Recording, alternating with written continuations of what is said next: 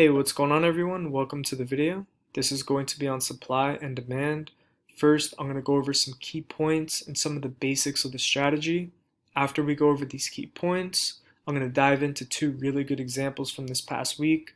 I'm going to show you exactly how I drew out these zones and how I did my analysis and really how I got the best low risk, high reward entries. So to start off here on our key points, you want to be looking for areas of balance followed by imbalance. This is really the main part of the strategy. You want to be looking for areas on the chart where buyers and sellers are agreeing on price, followed by an imbalance. When there is consolidation being built up, this is building up liquidity, and when price makes a move to the upside, this is leaving behind demand, and when price makes a move to the downside, this is leaving behind supply. So now that we just went over that first point, the more viciously price moves in one way or the other after that area of consolidation and after that area of liquidity being built up, the bigger that move is, the more valid that supply or demand zone is going to be. So us as retail traders cannot move the market. The institutions are responsible for making these big moves. And once these moves happen, we can see where those unfilled orders are going to get filled from them not being filled from the first move. So when price revisits these zones, there are unfilled orders waiting to get filled when price makes its way back into that area. It's super important to understand that us as retail traders do not move the market and that these institutions are responsible for building these supplier demand zones. So these are really the three main points that I want to go over first. And then my last point, focus on individual candles that establish these zones. A lot of people like to use a cluster of candles. But me, I like to focus on one so I can get a little more pinpoint accuracy, and I like to use different time frames to identify these candles. So now I'm going to show you the picture kind of illustrating this last point and exactly what I'm talking about. So for a supply zone, you want to be using the top of the wick of the candle down to the bottom of the body. So right here you guys can see the top and then the bottom of the body. This is going to be our area of supply. And then for the demand zone, it's going to be the top of the body to the bottom of the wick. So this is very easy to understand. This is exactly how I draw them, and this is what you want to be looking for when you're drawing out your zones. Now let's dive into the examples. First, let's go over Tesla here. So we have some higher lows being put in on the higher time frame, represented by these gray ovals, and then we have this downtrend line as well. Now everyone's going to try to get long over that previous high at daybreak, that's 736.09, or really anything above that 740 level that would take us above the downtrend. This is what everyone else is seeing, but this is more high risk. You're buying into a breakout, you're buying into resistance, and I want to show you on the 30-minute chart the demand zone that was formed and how you could have taken a more low risk, high reward entry. So going over here to the 30-minute, on Thursday, we had a strong breakout supported by the volume here. And then once we made a move higher, we had a bit of consolidation before making a new high a day. So this 724.56 to 720.37 was simply the open and low of this candle here. Now from this area, we made about a $15 to $16 move. So this establishes our area of demand.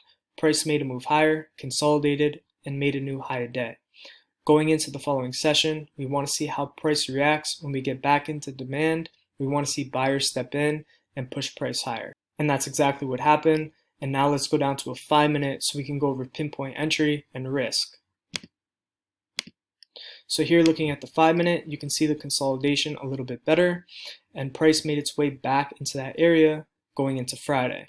Your entry could have been anything within this green box, specifically that 724.56, which was the top of demand, and your risk is simply anything below that 720.37. If you're getting long inside demand, your first target is going to be that previous high a day, and then above that previous high a day break, you want to see price get into that 756 to 764 level.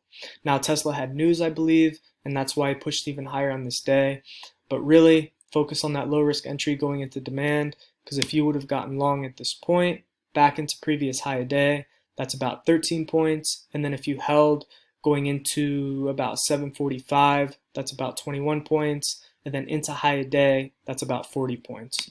So even if you scaled early, this was a great play because you took longs inside of demand. Your risk was 4 points for that reward I just went over. And this was a very low risk entry on Tesla. Now that we just covered this, let's go over to IWM and let's review this trade. First, let's take a look at the 30-minute on IWM here. We have some consolidation within the zone, and then right before the big breakout to the upside, we have this demand candle established right here. So just like the picture, we have the close at 167.24, and then we have the low at 166.55. So when price makes its way back down into this range, we want to see these unfilled orders get filled, and we want to see buyers step into the market and push price higher. That's exactly what we got. Our risk was simply the low of that candle right here, that 166.55, and longs going inside of demand paid out unbelievable. So this was the area demand, and then now let's go up to the supply zone. So again, price was consolidated here, and then from this candle right here, we had a sharp, aggressive, vicious move to the downside.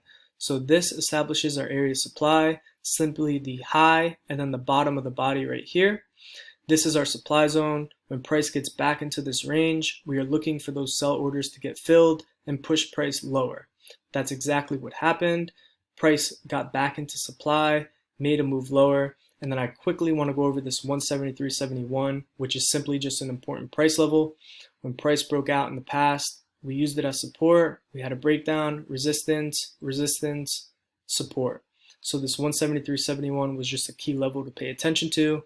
But let's go back to the supply and demand zones. This demand zone was formed from this candle right here. We made a move higher, we had some consolidation, and then the open and low of this candle establishes our area demand. We had a sharp move from this point.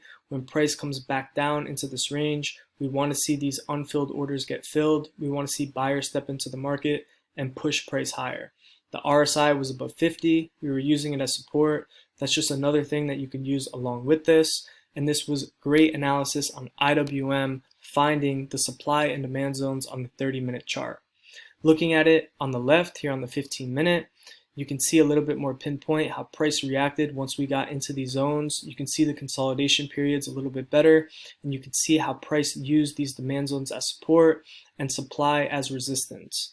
So these are the two examples I really wanted to go over on IWM and Tesla. And then now, just to close out the video, quickly want to go over our Instagram right here. So we are at JWJ Capital. Make sure you guys follow us. We post a lot of great educational content as well as some recaps from our premium room. And this is a great resource that you guys can follow. And with that being said, thank you for listening, and I will see you in the next one.